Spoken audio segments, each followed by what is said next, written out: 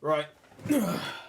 I'm not pissing about with this review, I'm jumping straight into it. The latest edition of the MCU has hit theatres and it's just as boring and dumb as you probably think it is. The Marvels picks up with Kamala Khan, Carol Danvers, and Monica Rambeau trying to discover why they keep switching when two of them use their powers at the same time. Gender-swapped Dar-Ben has found another bracelet that links to Kamala's at the same time, that Monica and Carol think it's a great idea to touch a wormhole at the same time. Right. After the events of Captain Marvel, the Kree were thrown into a civil war after Carol destroyed the AI that was ruling them. The planet has been thrown to a point of near destruction, so Dar-Ben is going about the galaxy locating places that have meaning to Carol and taking revenge on her for destroying the Kree homeworld. Can Kamala, Carol, and Monica work together to beat Dar-Ben, or will past grudges and a hyperactive fangirl get in the way of what needs to be done? Okay, was there anything which I liked about this movie? Oddly enough, yeah, there were a couple of things. First, Brie Larson was actually given a chance to do a bit of acting in this movie, as opposed to the plank of wood we've had to endure in all of her past appearances. She actually gets to show some emotion, and it's proof she can act when she's given the chance. Next, the whole switching gimmick of the movie when they use their powers at the same time, it made for some interesting fight choreography, and seeing the three of them coordinate with each other to take down different targets was actually kinda cool to see. But that is the subject to the dumb as fuck plot.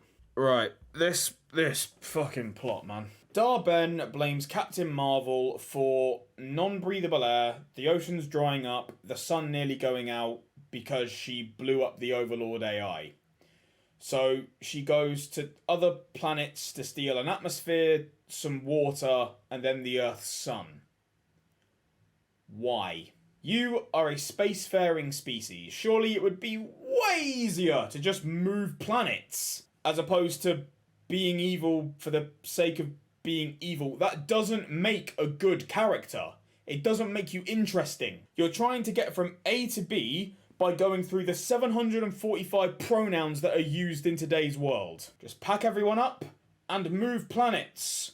Problem solved. I don't know about you guys, but surely if a civil war breaks out, then you're just poorly prepared to go at it on your own.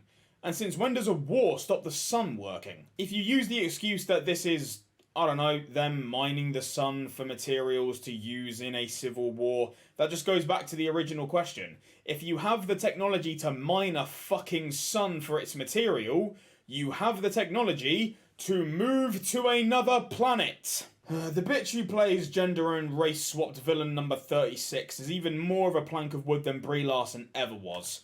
No emotional range, no sympathy towards her. I didn't hate her character for what she was doing, I just hated her for how dumb she is. Why is her rip-off Ronin hammer glowing purple and can send waves like it has a power stone in it? The only reason Ronin could do that stuff in the first place in the first Guardians movie was because he force-fed an Infinity Stone to his fucking hammer. The pacing of this movie was all over the shop, and the characters don't seem to give a fuck when they keep bouncing about the galaxy randomly.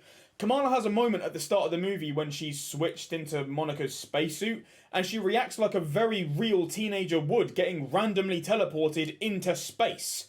But then she sees Nick Fury and straight away forgets all about it and asks if it's an Avengers trial. What the fuck? I don't care how much of a fangirl you are, you should still be freaking the fuck out right now. In the process of writing this script, I'm forgetting shit that happens in this movie second by second. There's no connective tissue. Why does Carol switch into a Captain Marvel dressed like a Disney princess? Why does a planet have to sing to communicate? Why can't they just understand normal speech? That's as dumb as that SpongeBob character. I can't understand your accent. Oh yeah, and Lasagna Lynch and a shit CGI beast from X-Men show up in a post-credit scene. Anything else which I'm missing, I just can't be asked to remember. The Marvels is just another nail in the coffin of the corpse that is the MCU. A nail with a cost of approximately $300 million and is projected to only make $50 million opening weekend. This is possibly going to be Marvel's biggest flop. And it just continues the trend of them not even trying to win back the old fans. This is proof that even the normies are bored of it all now. This franchise is dead. But hey, at least Brie Larson's easy on the eye. Damn! Is it you? Is it me?